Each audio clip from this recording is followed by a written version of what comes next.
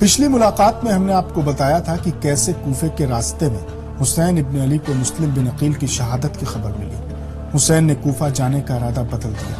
راستے میں یزید کے لشکر سے ملاقات ہوئی جس کا سردار حر تھا۔ حر نے کیسے امام حسین کے قافلے کا رخ کربلا کی طرف موڑا۔ حسین عرب کے اس ریگستان میں ایک انجان منزل کی طرف بڑھ رہے تھے۔ دن گزر رہا تھا، رات کی سیاہی آسمان پر چھا چکی تھی۔ کیسی بھیانک رات تھی، چاروں طرف اندھیرا ہی اندھیرا چھایا ہوا تھا۔ ہاتھ کو ہاتھ دکھائی نہیں دے رہے تھے، دور تک صرف سناٹا ہی سناٹا تھا، منزل کا کوئی پتہ نہیں۔ پیاس بچوں سے لے کر بزرگوں تک کو تڑپا رہی تھی۔ کسی طرح رات گزری تو صبح سورج کی گرمی اور محمد کے گھرانے کے چھوٹے چھوٹے بچے۔ لگاتار صحرا کا سفر، کربلا قریب تھی۔ کربلا پر امام حسین نے نظر ڈالی تو جی بھر آیا، پکار کر کہا، لو ہماری منزل آ گئی، اب یہاں سے نہ آگے جانا ہے نہ پیچھے ہٹنا ہے۔ قافلہ روکا گیا۔ حسین ابن علی کی بہن زینب کبریٰ نے سہم کر بھائی کو دیکھا۔ یہ کون سی زمین ہے بھائی؟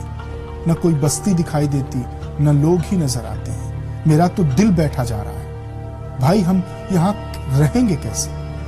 مجھے تو اس زمین سے خون کی مہک آ رہی ہے۔ حسین ابن علی بولے، زینب یہ وہی مقام ہے جسے میں نے اکثر پریشانی کے عالم میں خواب میں دیکھا ہے۔ وہ دیکھو سامنے ہی تو نہر القمہ ہے، اسی نہر کے کنارے ہم اپنے اپنے خیمے نصب کر لیں گے۔ زینب بنت علی نے بہتے ہوئے دریا کی طرف نظریں ڈالی تو آنکھوں میں آنسو آ گئے۔ حسین ابن علی نے زینب کو سنبھالا، زینب تم تو علی کی بیٹی ہو، تم اتنا کیوں گھبرا رہی ہو؟ تم گھبراؤ گی تو اوروں کا کیا حال ہوگا؟ قسمت میں کربلا آنا لکھا تھا، اب ہم اسی جنگل کو بسائیں گے، اسے آباد کریں گے۔ میں پتہ کرتا ہوں کہ یہ زمین کس کی ہے، کس کی ملکیت ہے، اس زمین کا مالک کون ہے۔ حسین نے اپنے جوانوں کو بلایا اور حکم دیا کہ ذرا قریب کی بستی میں جاؤ اور پتہ کرو کہ اس زمین کا مالک کون ہے۔ حسین ابن علی نے اپنے بیٹے علی اکبر کے کندھے پر ہاتھ رکھا۔ اکبر یہ جگہ پسند ہے؟ جواب ملا، لاجواب مقام ہے بابا۔ اکبر کا جواب سن کر امام حسین مطمئن ہو گئے۔ پتہ کرنے کے بعد پتہ چلا کہ قبیلہ بنی اسد کے لوگوں کی یہ ملکیت ہے، تو امام حسین نے وہ زمین ان سے خرید لی۔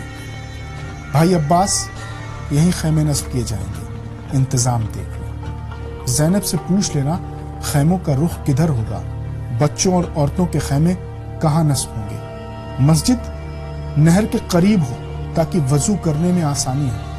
مدرسے اور کتاب خانے کی بنیاد سب سے پہلے پڑنی چاہیے۔ خیمے نصب کیے جانے لگے، قناتیں لگائی جانے لگیں کہ اچانک شمال کی جانب سے غبار اڑتا ہوا دکھا۔ لوگ کام چھوڑ کر ادھر دیکھنے لگے۔ ایک فوجی دستہ آتا ہوا دکھائی دیا۔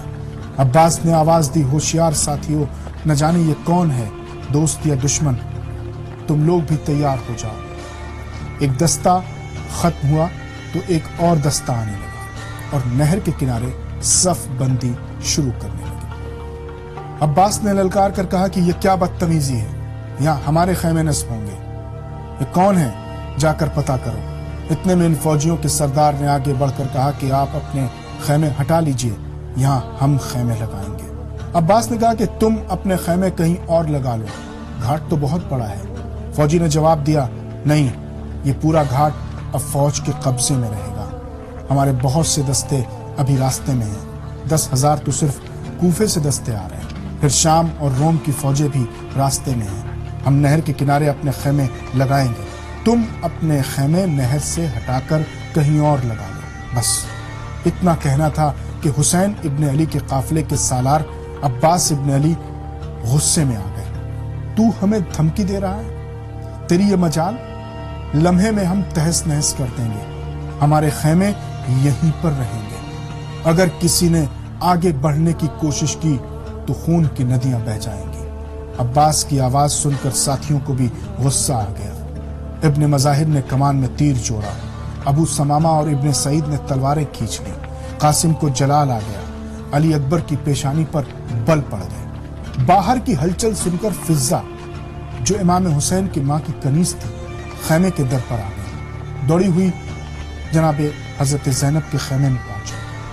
بی بی عباس ابن علی کو جلال آ گیا ہے۔ زینب نے عباس تک فوراً پیغام پہنچایا۔ امام حسین آگے بڑھے، اپنے بھائی عباس کو روکا۔ عباس، ہمارا مسلک امن ہے۔ عباس سر سے پاؤں تک لرز رہے تھے۔ کہا آقا ہم حق پر ہیں، لیکن ہم رسول خدا کی آل ہیں، جنگ ہمارا شیوا نہیں ہے عباس، ہم تو پردیس میں ہیں، ہمارے لیے کیا جنگل، کیا ترائی، کیا ریگستان۔ عباس اپنے ارادے بدل دو۔ حسین کی اجازت ہوئی۔ عباس نے دریا سے خیمے ہٹا لیے اور نہر سے 400-500 قدم دور امام حسین کے خیمے کو لگایا جانے لگا۔ فاطمہ کے چین کو، نبی کے نور عین کو، فاطمہ کے چین کو، نبی کے نور عین کو، خدا حسین کو سلام۔